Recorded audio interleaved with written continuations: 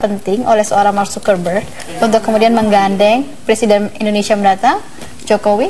Iya, karena pengguna Facebook di Indonesia itu terbesar ketiga kan sekarang.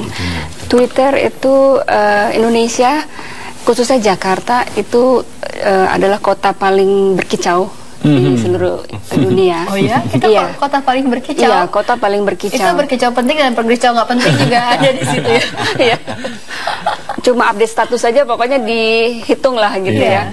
Nah, karena begitu besarnya pasar pengguna sosial media khususnya Facebook di Indonesia, makanya kayaknya panggilannya Zuckerberg itu, dia khusus datang ke Indonesia sekaligus ingin memperkenalkan program internet.org-nya yang dia punya, juga untuk mudah-mudahan membuka kantor cabangnya Facebook ya di Indonesia. Seperti Twitter kan juga November ini dia sudah buka di Indonesia gitu. Seperti Google juga ya? Iya, sudah buka. Cuma yang diharapkan adalah begini, traffic komunikasi pengguna sosial media khususnya Facebook kan tinggi sekali. Jadi misalnya kayak Mbak Lulu update status nih di Facebook, itu trafficnya adalah dari Indonesia lalu ke Singapura, ke Facebook Singapura, lalu ke Hong Kong, baru ke US. Lalu misalnya saya mengomentari statusnya Mbak Lulu, jadi trafficnya balik lagi dari US ke Hong Kong, ke Singapura, ke Indonesia. Jadi karena demikian banyaknya, alangkah lebih baiknya kalau Facebook buka kantor cabang di Indonesia. Secara traffic kan jauh lebih pendek ya, sehingga lebih cepat. Kemudian juga lebih murah gitu loh buat kita user, juga nggak ngabisin paket data kan gitu kalau kita update status seperti itu. Nah, salah satu agendanya mungkin ingin menyebarluaskan penggunaan internet di Indonesia. Nah, kalau di Indonesia sendiri bagaimana? Apakah sudah siapkah infrastrukturnya untuk semakin banyaknya pengguna internet di Indonesia, atau apa yang harus dimulai kira-kira untuk pemerintahan Jokowi JK menurut? Ya mudah-mudahan sih Menkominfo yang baru ini mengerti ya bahwa kebutuhan internet di Indonesia itu sangat tinggi, sehingga beliau mempersiapkan infrastrukturnya agar internet itu murah di Indonesia, bisa sampai pelosok gitu. Mas Toto, kenapa sih senyum-senyum pasti bilang supaya mudah-mudahan Menkominfo yang baru ini mengerti? Kenapa senyum-senyum? Mas nyebut Menkominfo. Iya, menurut saya begini, tadi menarik ya, kenapa bukan SBY begitu. Yang jelas memang kan sekarang kalau kita bicara ke depan kan Pak Jokowi terpilih dengan sisa waktu beberapa hari lagi. Saya pikir memang menarik melihat pertama tadi sudah dijelaskan secara kuantitatif Indonesia ini pangsa pasar yang sangat besar. Dari sisi Twitter kalau tidak salah peringkat 4 ya, dan di Facebook peringkat 3 kalau tidak salah di dunia. Dan dari sisi kualitatif setahu saya betul juga tadi disebutkan yang paling sering berkicau, terutama Jakarta, karena kalau kita lihat tidak usah jauh-jauh dalam konteks politik saja, bagaimana pada masa kampanye Pilpres, pada masa kemudian bahkan kemarin undang-undang Pilkada, hampir dengan demikian mudah begitu ya netizen di Indonesia itu membuat trending topik. Artinya memang tingkat secara kualitatif ya paling berkicau begitu.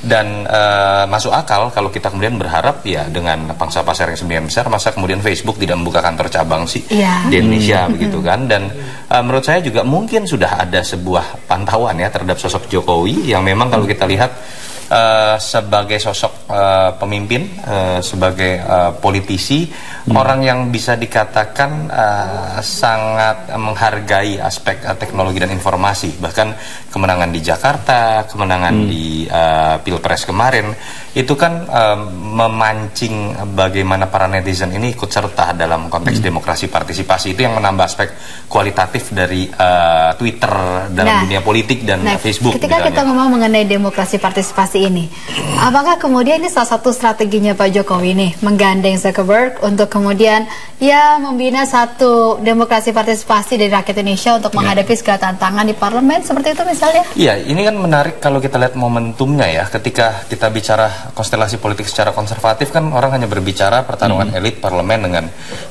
eksekutif misalnya. Dan kalau kita hanya berkaca pada logika konservatif seperti itu, Pak Jokowi sudah kalah perebutan DPR, MPR dan segala macam. Tapi kan kita lihat di diferensiasi Jokowi selama ini adalah demokrasi partisipasi tadi. Apa yang disebut dengan relawan, netizen, ada istilah kelas menengah titik-titik begitu kan yang memang mendukung Pak Jokowi. Ini menurut saya yang juga ingin ditujukan oleh Jokowi. Bagaimana pemerintahan ke depan tetap akan melibatkan peran serta masyarakat, empowerment itu. Dan menarik sebenarnya kalau kita lihat ketika orang banyak menghina Pak Jokowi, Ndeso terlalu levelnya skala kecil, skala daerah, dia sudah banyak berbicara walaupun masih pada skala simbol ya, bertemu dengan Zuk misalnya, yang mungkin kalau pemimpin sebelumnya tidak terpikir. Yang kedua misalnya ada iblusukan begitu kan. Jadi si muka Ndeso ini membangun sebuah sistem modern yang itu bisa menjadi sebuah terobosan ketika berbicara bagaimana membangun negara yang harus melibatkan banyak orang, termasuk para netizen yang biasanya ini sering disebut kelas paling apatis dalam proses pembangunan negara. Kalau misalnya Facebook ingin buka kantor cabang jika itu benar di Indonesia, kira-kira kendalanya apa nih, Mas Winarto atau Mbak Kartika? Karena kan ini kan sangat Amerika sekali. Ada beberapa ormas maupun ada organisasi yang sangat anti Amerika. Kira-kira apalagi kendalanya? Dan bagaimana pemerintahan Jokowi JK nanti mencari jalan tengah solusinya? Jadi sebenarnya kita tidak hanya berharap Menkominfo yang baru ini mengembangkan infrastruktur internet, tetapi juga kalau Facebook itu membuka kantor cabang di Indonesia, potensi revenue juga kita bisa dapatkan dari situ. Jadi misalnya gini, kalau kita mau pasang iklan di Facebook, itu kan kita harus bayarnya kan ke US gitu kan. Jadi Google misalnya, kita mau pasang iklan di Google, walaupun ada kantor cabangnya Google Indonesia, cuma kalau kita mau pasang iklan bayarnya ke US, tidak ada income untuk Indonesia gitu, karena pajak-pajaknya ternyata kalau kita mau pasang iklan pun harus langsung bayar ke US. Nah, kita harapkan kalau Facebook buka cabang di Indonesia, atau Twitter kan juga nanti November sudah mulai beroperasi di Indonesia, kita juga bisa mendapatkan income dari begitu besarnya active user pengguna Facebook dan Twitter ini. Mudah-mudahan itu jadi satu bahan negosiasinya juga nih perbincangan Pak Jokowi dalam satu pertemuan tertutupnya dengan Zuckerberg ya. Kita akan kembali lagi pemirsa dengan perbincangan mengenai hal ini. Salah satu tadi menarik adalah program Iblusukan. Apa sih program Iblusukan itu? Kami hadir untuk Anda saat lagi.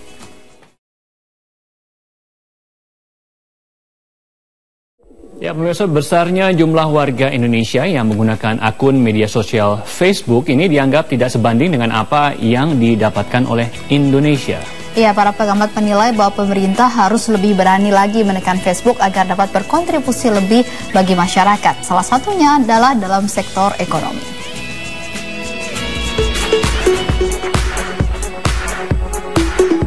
Pengguna jejaring media sosial Facebook di Indonesia dalam kurun beberapa tahun terakhir semakin meningkat. Selain mempermudah komunikasi, Facebook kini juga dimanfaatkan untuk kepentingan bisnis. Bahkan pada masa Pilpres lalu, Facebook juga dimanfaatkan untuk mobilisasi relawan. Facebook Indonesia mencatat, di awal tahun 2014 ini, Indonesia masuk peringkat 2 dunia pengguna Facebook, yakni 69 juta pengguna. Indonesia berada di bawah Amerika Serikat. Namun besarnya kontribusi pengguna dari Indonesia dinilai tidak sebanding dengan apa yang diperoleh Facebook. Dengan besaran aset 104 miliar dolar Amerika Serikat, pengamat media sosial Iwan Piliang mengkritisi minimnya manfaat secara ekonomi yang didapat Indonesia. Nah, kita sebagai pemakai negara kedua, paling tidak ya harusnya kan ada 15% di Indonesia. Dari 15% itu kita kan harusnya juga mendapatkan tax untuk iklan gitu ya. Walaupun mungkin iklan tidak sebesar 15% dari total pendapatan Facebook, tapi kita pemakai kedua terbesar. Iwan juga menilai pemerintah harus berani menekan Facebook untuk membangun kantor perwakilan di Indonesia. Hal itu diperlukan agar keuntungan tidak hanya diperoleh melalui sektor ekonomi, melainkan juga dari sektor ketenagakerjaan dan teknologi.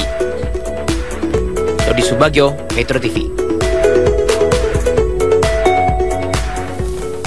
Oke, kita lanjutkan dialog ke Mas Toto. Mas Toto, kira-kira ini pertemuan ataupun kedatangan Mark Zuckerberg ke Indonesia dan pertemuan dengan Joko Widodo, kira-kira ini atas inisiatif siapa? Menurut Mas Toto siapa kira-kira yang memulai? Ya, saya tidak tahu, tapi masing-masing bisa mendapatkan keuntungan dalam konteks image ya.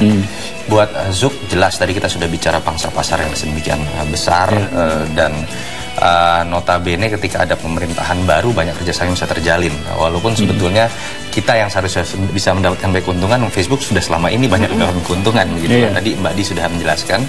Tapi bukan tidak mungkin juga, Jokowi ini kan seorang yang seorang marketer sebetulnya ya, orang yang sangat mengerti bagaimana kesan pertama di hadapan publik, walaupun saat ini beliau belum dilantik, ingin menunjukkan bagaimana dia memperhatikan aspek teknologi informasi, apa yang sedang booming di masyarakat, ilmu marketing secara modern. Beliau sering menyebutkan hal-hal seperti itu. Menurut saya simbolisasi yang baik yang tadi saya sebutkan, ketika orang akhirnya loh si wajah Deso ini malah bisa berpikir secara modern ya, terbuka membangun sebuah sistem. Dan kalau kita lihat dalam beberapa 2 minggu terakhir terutama, telekonferensi dijalankan secara simultan sudah 2 kali setahu saya. Bahkan memang iblusukan ini juga sudah dikatakan oleh Pak Jokowi ini akan ditempatkan di ruangan beliau begitu di istana. Ini mungkin menunjukkan bagaimana memang ada sistem yang dibangun yang dulu setahu saya itu gagal dijalankan oleh SBY. Kita mengenal dulu ada situation room di Binagraha, tapi tidak tahu entah karena masalah sosialisasi saja atau memang tidak jalan, kita tidak melihat sebuah instrumen yang berfungsi dengan ada situation room itu. Berbeda dengan ketika kita melihat Obama bagaimana dalam peristiwa-peristiwa yang sifatnya strategis, penangkapan teroris misalnya, itu beliau bisa kontrol dari war room di sana. Dan yang saya dengar dari beberapa pernyataan di media, Jokowi bukan hanya berhenti pada level telekonferensi atau iblusukan, tapi bagaimana membangun ini menjadi sebuah sistem sehingga negara yang sangat besar ini, yang tadinya sering disindir tidak mungkin Indonesia bisa selesaikan dengan cara belusukan, tapi dengan dibangunnya sebuah sistem, Jokowi menunjukkan belusukan ini bisa dijadikan instrumen dengan teknologi yang lebih canggih, itu bisa dijalankan. Nah makanya ini Mbak, saya mau tanyakan, karena dilihat tadi Mas Zuckerberg Data Indonesia mempunyai 6 agenda. Salah satu agendanya itu adalah sinergi antara internet.org dengan iblusukannya Jokowi. Satu program global dengan program nasional. Sebenarnya apa sih iblusukan Jokowi ini? Kita masyarakat masih banyak belum mendengar mengenai hal itu. Oke, jadi misalnya Pak Jokowi itu pengen tahu persoalan publik langsung dengan lebih detail. Jadi misalnya ada sekolah rusak di Sukabumi, di daerah yang sangat terpencil, Jokowi bisa tahu sekolahnya kayak apa, lalu di situ ada berapa murid yang terbengkalai gitu ya, tidak bisa sekolah, itu dia tinggal klik aja. Jadi dari ruang kerjanya gitu, dari ruang kerjanya. Jadi internet.org ini diharapkan bisa menjadi infrastruktur baru gitu ya, yang mempermudah program iblusnya Pak Jokowi. Jadi misalnya tinggal klik, oh sekolah rusak di mana aja ya di seluruh Indonesia, di titik-titik mana dia bisa tahu ada sekolah rusak, di titik-titik mana dia ada bayi yang kekurangan gizi misalnya, di titik mana ada saluran yang rusak, jalanan yang rusak gitu. Jadi dan itu mungkin dilakukan ya, data seperti itu. Karena kan selama ini kan data seperti itu selalu tersendat dengan yang namanya birokrasi. Ya, dengan birokrasi asal Bapak senang itu kan seringkali nggak nyampe itu. Iya betul kan? Justru itu memangkas proses birokrasi itu, sehingga Jokowi bisa tahu lebih detail apa yang terjadi di publik.